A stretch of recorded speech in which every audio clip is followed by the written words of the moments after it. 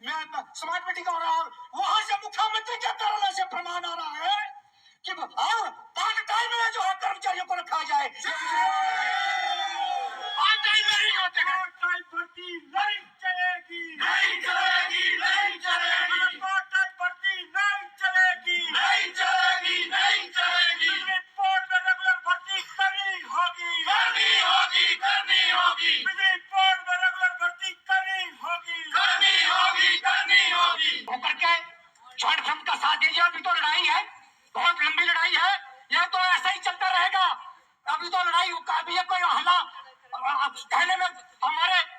कई ऐसी बातें हैं कि यहाँ पे धरना न प्रोटेस्ट न करें, ये तो चलता रहेगा। आप ठीक काम करिए, कर्मचारियों के साथ ठीक काम करिए, हमें कोई शौक नहीं है लड़ाई झगड़ा करने का और ये करने का। यही शब्दों के साथ मैं धन्यवाद।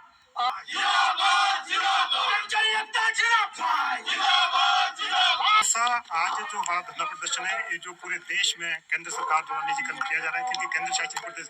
सीधा केंद्र सरकार के नीचे है, तो सीधा उसका कंट्रोल है। तो जो चंडीगढ़ को 2021 में वहाँ निविदा की गई थी और एमिनेंट कंपनी जो कलकत्ता की है उसको 871 करोड़ में चंडीगढ़ का बिजली महकमे को दिया गया। तो हमारा कहना है कि जो 26,000 की संपत्ति है वहाँ बिजली महकमे की है, उनको कौड़िये के भाव में निजी कंपनी को दिया गया। और हम ये कहना चाहेंगे, उसके बाद आप यूपी में आपके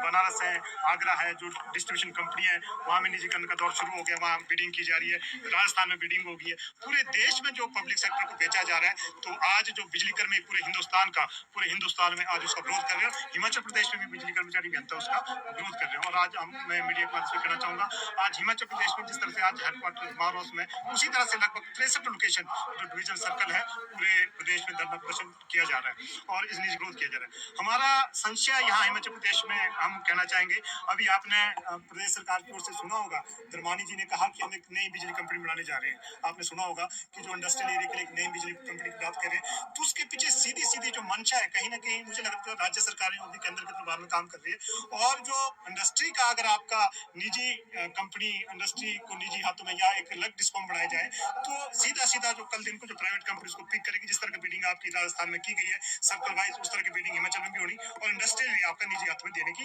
वो एक पहल होगी। हम इस पे कहना चाहेंगे, आज हिमाचल प्रदेश में जो हमारा इंडस्ट्रियल एरिया है उसका रेवेन्यू लगभग 64% रेवेन्यू बिजली बोर्ड का इंडस्ट्रियल एरिया से आता है और बाकी का जो 36% है वो आपका ग्रामीण क्षेत्र से आता है। आज अगर जो इंडस्ट्रियल एरिया हमारे साथ है, इस करके जो प्रदेश की दरें कम है, अगर इंडस्ट्रियल एरिया बिजली बोर्ड के हाथ से निकल जाता है, निजी हाथों में जाता है, कहीं ना कहीं जो प्रदेश का जो 90% जो ग्रामीण क्षेत्र है उसकी दरें 7-8-9 उससे ज्यादा रहेगी। इस करके खास करके जो हिमाचल प्रदेश की जो भौगोलिक स्थिति है, यहाँ निजीकरण और अनफॉर्चुनेट होगा और खास करके जो ग्रामीण क्षेत्र प्रदेश की जनता है उसको फिर उसका बिजली अतिरिक्त टैरिफ के रूप में उसको बोझ पड़ेगा। National coordination committee electricity employees और इंजीनियर की जो ऑल इंडिया लेवल पे है उसके बांध पे किया जा रहा है। और स्वाभाविक है, आज जो चंडीगढ़ का महकमा है वो कल पहली जनवरी को जो निजी कंपनी के हाथों देना प्रस्तावित है। तो जो कोऑर्डिनेशन कमेटी उसने एक राष्ट्रीय स्तर पर नोटिस दिया है कि अगर सरकार ऐसा करती है, जो यूटी गवर्नमेंट चंडीगढ़ करती है, उस महकमे को निजी हाथों में देती है, कहीं ना कहीं जो पूरे हिंदुस्तान का बिजली कर्मचारी अभियंता है बड़े आंदोलन कर बढ़ेगा। और जो भी नेशनल कोऑर्डिनेशन कमेटी की अगली कॉल होगी उस दिशा में हिमाचल प्रदेश का बिजली कर्मचारी और अभियंता भी आगे बढ़ेगा।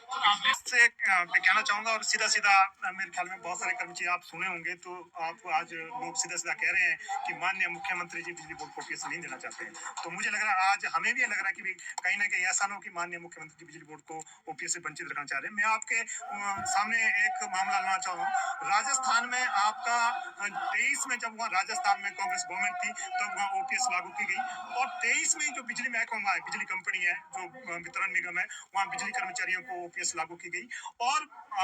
फॉर्चुनेटली सौभाग्य से आप देखेंगे अभी 23 तारीख को, अब तो गवर्नमेंट भी चेंज हो गई है, बीजेपी गवर्नमेंट है, तो जीपीएफ के खाते हैं जो दूसरी गवर्नमेंट वहाँ अभी आज का रूलिंग गवर्नमेंट है उसने वहाँ ओपीएस लागू की और जीपीएफ के खाते उनके खोले, जो कर्मचारी जो 1200 लोग उसमें ओपीएस में आए हैं। तो मुझे लग रहा है प्रदेश सरकार को सीख लेनी चाहिए कि जब राजस्थान में कांग्रेस ने शुरू की, उसके बाद जो वहाँ सरकार बदली है उसने उसको आगे कैरी किया और वहाँ के जो बिजली कर्मचारी उनको आपको ओपीएस दिया, लेकिन हिमाचल का प्रदेश का कर्मचारी आज भी उससे वंचित है। मैं कहना चाहूंगा सरकार दुहाई देती है कि बिजली बोर्ड की आर्थिक स्थिति ठीक नहीं है, हमारा सिस्टर ऑर्गेनाइजेशन है एचआरटीसी है, उसकी आर्थिक स्थिति बिजली बोर्ड की तरह ही है, लेकिन वहाँ आपके आते ही जब आपका गवर्नमेंट डिपार्टमेंट ओपीएस लागू हुआ, वहाँ HRTC में OPS लागू हो गया। लेकिन बिजली बोर्ड को कहीं ना कहीं आज जो संचय कर्मचारियों के बीच में जो हम कह रहे हैं या जो लोग कह रहे हैं कि माननीय मुख्यमंत्री जानबूझ के बिजली बोर्ड के कर्मचारियों को इससे वंचित रख रहे हैं, तो हमें भी आज एहसास हो रहा है कहीं ना कहीं जो प्रदेश सरकार है बिजली महकमे के कर्मचारियों को इससे वंचित रख रहा है। हम एक चीज और कहना चाहेंगे, आज आप देखेंगे, आज आप 2 दिन पहले बर्फ गिरा है प्रदेश के कोने कोने में, जो यहाँ बर्फ गिरती है, हमारे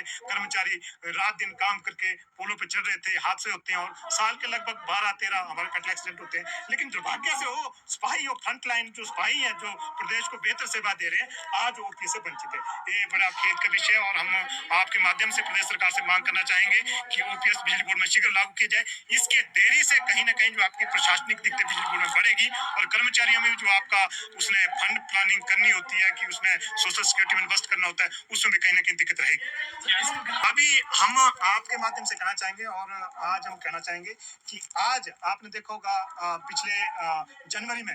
महीने में यहाँ एक बहुत बड़ा आंदोलन हुआ था और हम कहना चाहेंगे आगे आने वाले दिनों में OPS है बिजली बोर्ड में जो स्टाफ रिडक्शन की बातें की जा रही है प्रदेश स्तर पे, या जो निजीकरण का दौर है जो आपका पूरे हिंदुस्तान में चला है, इन तमाम मुद्दों को लेकर के उससे भी बड़ा जनसमूह हिमाचल प्रदेश का शिमला के कुमार उसके प्रांगण में यहाँ पहुंचेगा और सरकार की जो नीतियां हैं या जो OPS की मांग है उसको लेकर के एक जोरदार प्रदर्शन करेगा। ये आपके माध्यम से कहना चाहेंगे।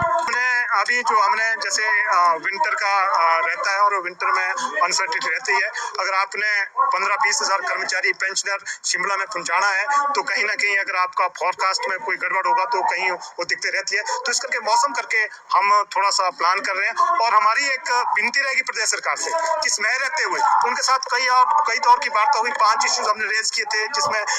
रिट्रेंचमेंट है जो आउटसोर्स के कर्मचारी को हुई है और जो पोस्ट लेवल इशू हुई है OPS का, और भी इश्यूज थे जिसपे सरकार की ओर से कई दौर की बैठकें हुई, लेकिन उसका कोई भी रिजल्ट नहीं, हमें दुख से कहना पड़ रहा है। तो इस करके कर्मचारियों में भारी रोष है और स्वाभाविक है हम भी मजबूर हैं जो लीडरशिप है और प्रदेश के कर्मचारियों का बहुत बड़ा दबाव है कि सरकार के खिलाफ एक बड़ा मोर्चा खोला जाए। आपके माध्यम से कहना चाहेंगे।